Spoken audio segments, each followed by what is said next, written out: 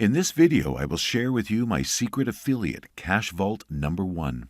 I want to show you how I select offers for my secret vault, which makes me money every time. First, if you don't have a high converting offer, you can never make money with affiliate offers. So let's get started and I'll show you how the selection process is done. First, type in www.warriorplus.com in your browser. It's a simple website. If you haven't created your free account yet, please do so because this is where we are going to do our business.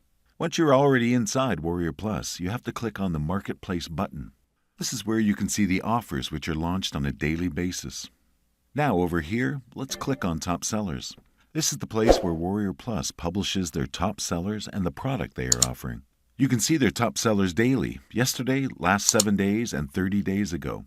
So you are sure that all the offers here are the highest converting products inside Warrior Plus. These offers are loved by customers. They are very high demand, and that's why these offers are seen on the page. Which also means that we can be sure before sending any kind of traffic that these particular offers are going to convert for us.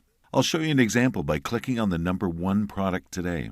Let's take a look at the offer, how the sales page looks like, and all the information about the product you can find.